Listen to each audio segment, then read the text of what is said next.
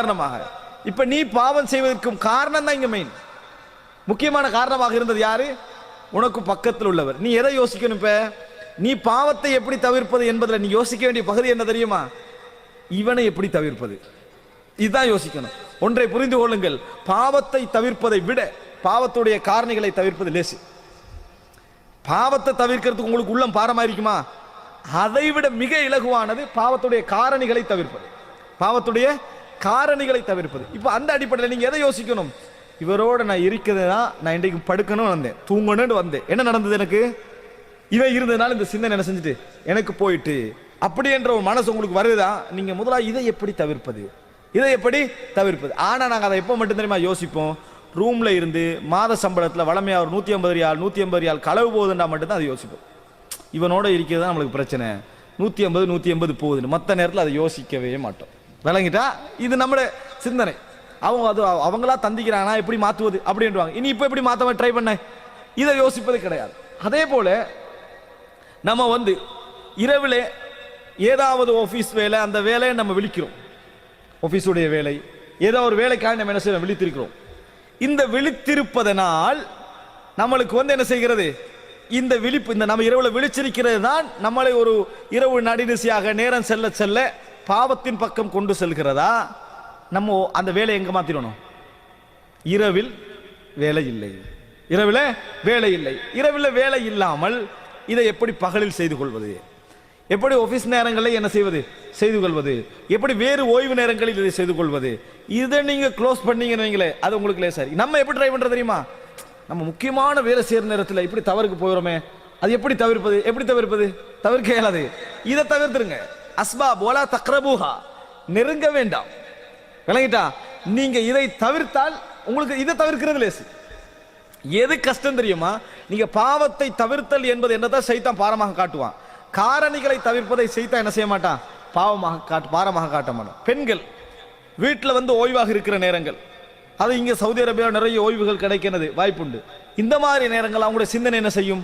இயல்பிலேயே சைத்தான் உண்மை இல்லாட்டி ஏதாவது ஓடும். நான் ஏற்கனவே உங்களுக்கு சொன்னது போல, எப்படி இந்த முகநூலில் பேஸ்புக்கில் இந்த தொடர்ந்து இருந்து கொண்டிருப்பாமல் தடை அப்படியே விதிவிலக்காக வருவது அப்படின்னு யோசிச்சுட்டு நீ இதுக்கு பின்னால யூஸ் பண்ணுவதில்லை அப்படின்னு நீங்கள வந்துட்டு ஒரு வேலையும் இல்லை. வெளியே என்ன வேலை செய்யறது? சரி பேஸ்புக் தூக்கும் அப்படின்னு அங்கே திறக்கிறது. எப்படி அது? வெளியில உனக்கு வேலை இருந்தா, வேலை இல்லாட்டி நீ எங்க போவாய்? அங்கதான் போவாய். அதனால முதலாவது வெளியில என்ன வேலை என்று தீர்மானி. வெளியில என்ன செய்யணும், இது செய்யணும், இது செய்யணும், இது செய்யணும் சொல்லிட்டு இதை விடு, போக மாட்டேங்க. இங்க ரீசனை நீங்க சரியாக உருவாக்கிட்டீங்கன்னா இது அதை விடுவதுன்னு மட்டும் முடிவெடுக்கிறது. இங்க என்ன செய்யறதுன்னு முடிவெடுக்கிறது இல்லை. இது இப்படி இருக்கிறதை விட அங்க போய் நல்ல தவா செய்யறது என்னது நல்லதா இல்லையா? அதனால் அன்பு எதை யோசிக்கின்ற பொழுதும் அதன் காரணிகளை யோசிக்கிறது தான் குர்ஆன் என்ன செய்கிறது? நிறைய உபயோகிப்பதை நீங்கள் பார்க்கலாம். எதுவாக இருந்தாலும் சரி. அப்ப இந்த மாதிரி ஒரு அம்சம் வீட்டில் நம்ம அதை இந்த மாதிரி ஓய்வு நேரம் கிடைக்கக்கூடிய பெண்கள் என்ன செய்யணும்? நான் ஏன் எதன் காரணமாக நான் இதுக்கு போறேன்? இன்டர்நெட் இருப்பதுதான் காரணம், லேப்டாப் இருப்பதுதான் காரணம், அதெல்லாம் காரணம் இல்லை. நான் இந்த வேலையில் ஈடுபட்டு எனக்கு வேற வேலை இல்லை என்பதுதான் எனக்கான முதலாவது காரணம். எனக்கு உருப்படியான வேலைகள் என்ன? நான் இன்ட்ரெஸ்டாக செய்ய முடிந்த வேலைகள் என்ன? நான் இயல்பாக செய்ய முடிந்த வேலைகள் என்ன? இந்த வேலைகளை பட்டியல் போட்டீங்கன்னு சொன்னா தானாக குறைவதை என்ன செய்யலாம்? நாங்கள் காணலாம். எந்த பாவமாக இருந்தாலும் சரி, இதுல நீங்க ஒரு 50% முயற்சி எடுத்தா மட்டும் போதும், இறைவனது ரஹ்மத் என்ன செய்யும்? மத்த 50க்கு வரும். அதனால அல்லாஹ் சொல்ற அல்லதீன ஜாஹது ஃபீனா, யார் எங்களது பாதையிலே முயற்சி எடுக்கிறார்களோ லனஹ்தியன்னஹும் சுபலனா, அவர்களுக்கு எமது பாதைகளை நாம் என்ன செய்வோம்? இலகுவாக்குவோம். எமது வழியிலே யார் முயற்சி எடுக்கிறார்களோ அவர்களுக்கு இலகுவாக்குவோம் என ரசூலுல்லாஹி அதாவது அல்லாஹ் ரப்பல் ஆலமீன் சொல்லி காட்டுகிறார். எனவே அன்புள்ள சகோதரர்களே, அஸ்பாபுகள் ஒவ்வொருவரும், உங்களுடைய சிறுவர்களை பாருங்கள், சின்ன பிள்ளைகளை பாருங்கள், அவர்கள் செய்யக்கூடிய மார்க்கத்துக்கு முரணான தவறான வேலைகளுக்கு என்ன காரணம் பாருங்க. இஸ்லாம் என்ன செய்கிறது? அவர்களை தூங்க வைக்கின்ற பொழுது இது நான் சொல்ற மாதிரியான அந்த நெருக்கத்துக்குள்ள வராது விட்டாலும் கூட மார்க்க ரீதியாக தடை செய்யப்பட்ட ஒரு விஷயத்தை நான் உதாரணமாக சொல்கிறேன். நெருக்கம் என்பது இதை குறிக்காது என்றாலும் ஒரு உதாரணமாக நான் சொல்கிறேன். என்ன ரசூலுல்லாஹ் என்ன சொன்னாங்க? சிறுவர்களுக்கு மத்தியில் தவறான சிந்தனை போக்கிடுதல் வளரக்கூடாதுன்னா அவர்களை ஒன்றாக தூங்க வைக்க வேண்டாம். ரசூல் ஸல்லல்லாஹு அலைஹி வஸல்லம் என்ன சொன்னாங்க? அவர்களை ஒன்றாக தூங்க வைக்க வேண்டாம் என்று சொன்னாங்க.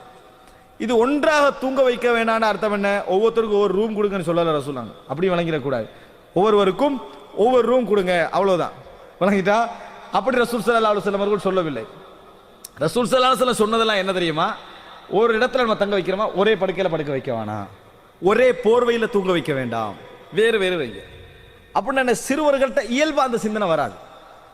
என்ன புரிஞ்சுக்கொள்ளணும்? இயல்பாக அந்த சிந்தனை வராது. ஆனா தூண்டுதலுக்கான காரணம் என்ன செய்யக்கூடாது, அது இருக்கக்கூடாது என்பதனால ரசூலுல்லாஹ் என்ன செய்றாங்கடா, ஒரு போர்வை வேண்டாம், அவங்களுக்கு அந்த சிந்தனை விதி அது வரக்கூடாது, தோன்றக்கூடாது. அதே போன்று ஒரு படுக்கை வேண்டாம், பிரிச்சிருங்க. இப்படித்தான் ரசூலுல்லாஹி ஸல்லல்லாஹு அலைஹி வஸல்லம் சொல்றாங்க. அன்புள்ள சகோதரர்களை, யோசித்து பாருங்கள். பாவங்கள், நம்ம பாவத்தை விடுவது சம்பந்தமாக யோசிக்கக்கூடிய ஒவ்வொருவரும் மனதுக்கு எடுக்க வேண்டிய அடிப்படையான விஷயம் என்ன தெரியுமா? பாவத்துக்கான வழிகள் என்ன, நான் எதன் காரணமாக இந்த பாவத்தை செய்கிறேன், இந்த வழி எப்படி தடை செய்வது, இந்த வழி எப்படி தடை செய்வது, இப்படி நினைக்க வேண்டும். இது ஒரு 5வது அம்சம். 6வது, அன்புள்ள சகோதரர்களே, எப்பொழுதும் ஒன்றை புரிந்து கொள்ள வேண்டும். பாவம் சம்பந்தமான தொடர் ஈடுபாடு ஒருவருக்கு இருந்து அவர் அதில் மூழ்கிவிட்டால் அவருடைய மனசு அவருக்கு ஒன்று சொல்லிக்கொண்டே இருக்கும். நான் நிர்பந்த சூழலில் இருக்கிறேன், நிர்பந்திக்கப்பட்டிருக்கிறேன், எனது நிலைமை அப்படி, இப்படி சொல்லிக்கொண்டே இருக்கும். அதனால அல்லாஹ் ரப்பல் ஆலமீன் குர்ஆன்ல ஒரு வசனம் சொல்றான், அம்மை யுஜீபுல் முத்தர்ர இதா தஆஹு வ யக்ஷிஃபுஸ் ஸூ. நிர்பந்திக்கப்பட்டவனுடைய பிரார்த்தனையை அங்கீகரிக்கிறானே அந்த இறைவன் என்று சொல்லி அல்லாஹ் தஆலா என்ன செய்றான், சொல்லி காட்டுகிறான்.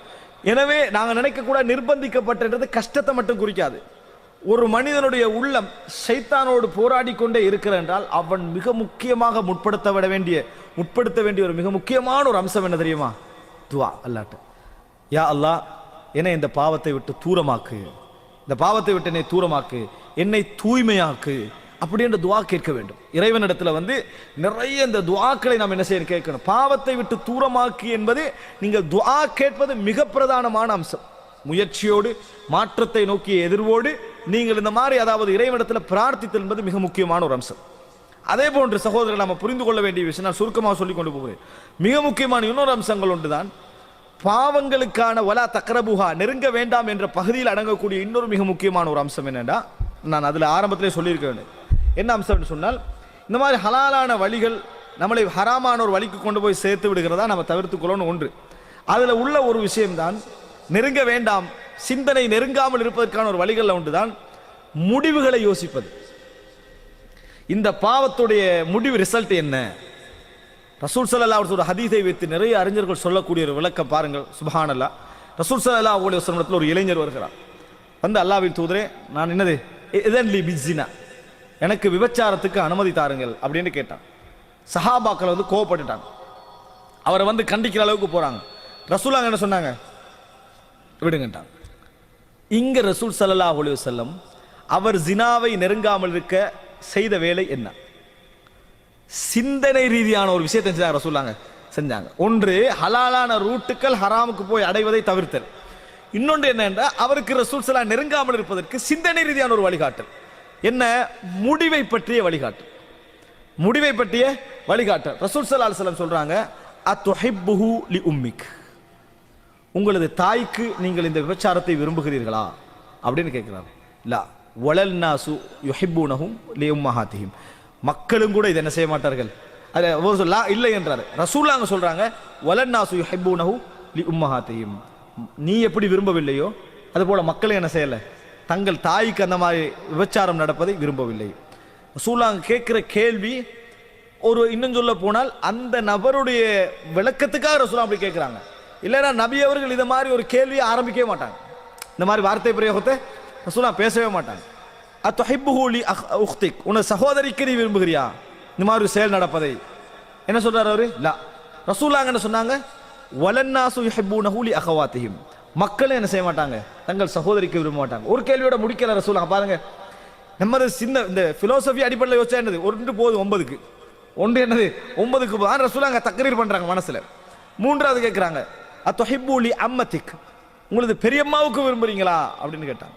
லா என்றார். வலன்னாசு யுஹிப்புனஹு லி அம்மாத்திஹிம், மக்களும் என்ன செய்ய மாட்டாங்க, அப்படி விரும்ப மாட்டாங்க. ரசூலுல்லாஹ் சொல்றாங்க, அத்துஹிப்புஹு லி ஹாலத்திக், உங்களது சாட்சிக்கு நீங்க விரும்புறீங்களா?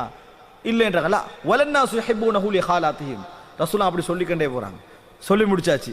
சொன்ன பின்னால் அவர்கிட்ட எதுவுமே ரசூலுல்லாஹ் கேட்காம இதயத்தில் கை வைத்தார்கள். ரசூலுல்லாஹ் அவருடைய இதயத்தில் கை வைத்து, அல்லாஹும்ம தஹ்ஹிர் கல்பஹு வஹஸ்ஸின் ஃபர்ஜஹு வக்ஃபிர் தம்பஹு, ரசூல் ஸல்லல்லாஹு அலைஹி வஸல்லம் என்ன சொன்னாங்க, அல்லாஹும்ம தஹ்ஹிர் கல்பஹு, யா அல்லாஹ் இவரது இதயத்தை சுத்தப்படுத்துவாயாக, இவரது இதயத்தை சுத்தப்படுத்துவாயாக. வஹஸ்ஸின் ஃபர்ஜஹு, அவரது கற்பை பாதுகாப்பாயாக.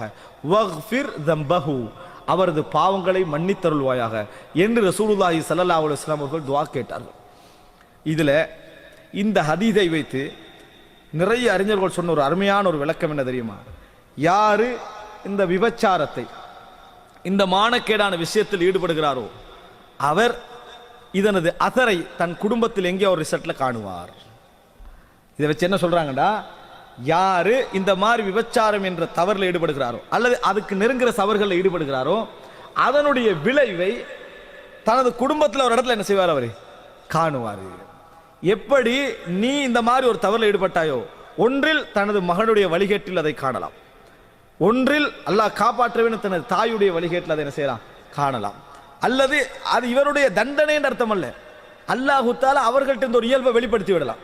அவர்கள்ட்ட ஏற்கனவே இருந்து அல்லாஹ் மறைச்சு வச்ச ஒரு இயல்பை என்ன செய்யலாம், வெளிப்படுத்தி நீ எப்படி தவறு செஞ்ச அதை உனக்கு கொண்டு வந்து சேர்க்கறதுக்கு, நீ அதை பட்டு வேதனைப்படுற அளவுக்கு என் மகளுக்கு இப்படி நடந்துட்டு, என் சகோதரிக்கு இப்படி நடந்துட்டு, என் தாய்க்கு இப்படி நடந்து விட்டது, என் சொந்தங்களுக்கு இப்படி நடந்துட்டேன், நீ அந்த வேதனை உணர்ற அளவுக்கு அல்லாஹ் என்ன செய்வான், உனக்கு செய்வான் என்பதும் இந்த ஹதீஸ்ல என்ன செய்கிறது, அடங்கி இருக்கிறது என்று சொல்கிறார்கள். அப்படி என்றால் நம்ம ரசூலுல்லாஹ் இந்த இதில் சொல்லப்படுற இந்த செய்தி நம்ம மனதில் பதிஞ்சா நம்ம சிந்தனை ரீதியாகவே பின்னாகுமா இல்லையா? சிந்தனை ரீதியாகவே மனிதனுக்கு என்ன செய்யும், ஒரு நிலைமை ஏற்படும். எனவே அன்புள்ள சகோதரர்களே, வலா நெருங்க வேண்டாம் என்று சொல்லக்கூடிய எல்லா விஷயங்களும் இஸ்லாம் அஸ்பாபுகளை, காரணிகளை கவனிக்கிறது என்பதற்கான பெரிய ஆதாரம். கடைசியாகவும் இறுதியாகவும் ரசூல் ஸல்லல்லாஹு அலைஹி வஸல்லம் சொன்னார்கள், 3 பேர் நாளை மறுமை லா யன்துருல்லாஹு இலைஹிம், அல்லாஹ் அவர்களை பார்க்கவும் மாட்டான், வலா யுஸக்கீஹிம், அவர்களை தூய்மைப்படுத்தவும் மாட்டான், அதே நேரத்தில் அல்லாஹ் வலஹும் அதாபுன் அலீம், அவர்களுக்கு கடுமையான வேதனையும் உண்டு. அப்படி என்று ரசூல் ஸல்லல்லாஹு 3 பேரை சொல்கிறார்கள். சொல்ற நேரத்தில் சொன்னார்கள், முதலாவது ஷைஹுன் ஜானி, வயதடைந்தும் விபச்சாரத்தில் ஈடுபட்டவர், வயது போயிடுச்சு ஆனா அதுக்கு பிறகு என்ன செய்றாரு, விபச்சாரத்தில் ஈடுபடுறார். 60 ஆகிட்டு 70 ஆகிட்டு 50 ஆகிட்டு இந்த மாதிரி என்னது ஆகிய பின்னாலும் விபச்சாரத்தில் ஈடுபடுகிறார். இது திருமணத்தை முடித்து வர விபச்சாரம் செய்தால் தண்டனை இருக்கிறது என்ற ஹதீஸ் ஒன்று வேறவா, அது வேற. அவர்களுக்கு ஷேக் அல்லது இது எதை குறிக்குது, வயது அடைஞ்ச பின்னாலும் விபச்சாரம். இப்ப இஸ்லாம் இங்க எதை கவனிக்குது, அஸ்பாப், காரணிகளை. ஒரு இளைஞனை இப்போ திருமணம் முடிக்காமல் விபச்சாரம் செஞ்சவனுக்கு தண்டனை என்ன, 100 கசேடி. திருமணம் முடிச்சுட்டு செஞ்ச விபச்சாரத்தில் ஈடுபட்டவருக்கு கத்தல், கொலை. அதே நேரத்தில் விபச்சாரத்தை வயது போன காலத்தில் செய்யறவருக்கு என்ன, மிகப்பெரிய தண்டனை. உலக தண்டனை வேற, மறுமையில இறைவன் என்ன செய்ய மாட்டான், அவர்களை பார்க்கவும் மாட்டான், கருணை செலுத்தவும் மாட்டான், அவர்களுக்கு கடும் வேதனை கொடுப்பான். காரணம், நீ இப்பொழுது உலக வாழ்க்கையெல்லாம் இழந்து இறைவன் பக்கம் உணரக்கூடிய ஒரு வயதில் இருந்து கொண்டிருக்கிறாய். ரசூலுல்லாஹ் சொன்னாங்க, 70 வயதை யார் அடைந்து விடுகிறாரோ அவருக்கு அல்லாஹ் தஆலா எந்த ரீசனும் சொல்லுகின்ற அந்த அருகதையை இல்லாமாக்கி விடுவான். ரீசன் இறைவன் ஏற்றுக்கொள்வான். அல்லாஹ் ரப்புல் ஆலமீனை போன்று உதிர் விருப்பமான எவரும் கிடையாது. காரணம் சொல்வது விருப்பமான எதுவுமே அல்லாஹ் ரப்புல் ஆலமீனை போன்று யாரும் கிடையாது. நாங்கள் ரசூலுல்லாஹ் ஏன் நீ யார்கிட்ட போய் நீங்க காரணம் சொல்றீங்களோ அவனுக்கு நீங்க கொஞ்சம் பணிவுன்னு அர்த்தம். அப்படியா இல்லையா? நான் இதன் காரணமாகத்தான் இப்படி வரலன்னா நீங்க அவனை என்ன செய்றீங்க, உயர்த்துறீங்கன்னு அர்த்தம். அல்லாஹ்வுக்கு காரணம் சொல்றது மிகவும் விருப்பம். ஆனா அல்லாஹ் தஆலா யாருக்கு விட மாட்டான், இந்த 70 வயது அடைஞ்சு போட்டு காரணம் சொல்றானே அவருக்கு விட மாட்டான்னு சொன்ன செய்தியை நாம் என்ன செய்கிறோம், பார்க்கிறோம். அப்படி என்றால் அன்புள்ள சகோதரர்களே, நாம் எப்பொழுதுமே எமது குடும்ப ரீதியாகவும் எமது வாழ்க்கையிலும் எல்லா விஷயங்களிலும் இந்த மாதிரி விஷயங்களை நம்ம காணுகிற நேரத்தில் தவிர்ப்பதற்கான வழிகளை, இதை எப்படி தவிர்ப்பது என்பதில் காரணிகளை தான் என்ன செய்யணும், நம்ம யோசிக்க வேண்டும். அந்த காரணிகளை தவிர்க்க பழகினோம் என்றால் பாவங்களை தவிர்க்கின்ற வழிகளை இறைவன் என்ன செய்வான், எங்களுக்கு இலகுபடுத்துவான். இறுதியாக அன்புள்ள சகோதரர்களை, எப்பொழுதும் நம்மளுக்கு இஹ்லாஸ் இருக்க வேண்டும். அல்லாஹ் ரப்புல் ஆலமீன் சொல்லுகிறான், யூசுப் அலைஹிஸ்ஸலாத்தை அவரை சூழ வந்த தவறை விட்டு நாங்கள் காப்பாற்றுவதற்கு காரணமே என்ன தெரியுமா, என்ன காரணம், அதாவது கதாலிக லியஸ்ரிஃப அன்ஹு ஸூஅ வல் ஃபஹ்ஷா வ இன்னஹு மின் இபாதினல் முக்லஸீன். அவரை விட்டும் மானக்கேடான விஷயங்களை விட்டும் திசை திருப்புவதற்காக நாம் என்ன செய்தோம், இந்த மாதிரி அவரை காப்பாற்றினோம், சிறையிலே அடைத்தோம். அவர் எமது இஹ்லாஸ் உள்ள அடியார்களில் ஒருவராக இருந்தார்.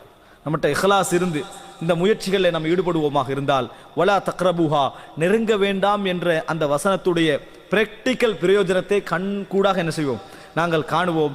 அதனை உணர்ந்து எமது வாழ்க்கையில் பாவங்களை தவிர்த்து வாழக்கூடிய மக்களாக அல்லாஹ் ரப்புல் ஆலமீன் எம்மையும் எமது குடும்பங்களையும் ஆக்கியருள் புரிவானாக என்று கேட்டு முடித்துக் கொள்கிறேன். ஹாதா இந்தி வல் இல்மு இந்தல்லாஹ் வ கூலு கௌலி ஹாதா வ அஸ்தக்ஃபிருல்லாஹ் லி வ லக்கும். வஸ்ஸலாமு அலைக்கும் வ ரஹ்மத்துல்லாஹி வ பரகாத்துஹு.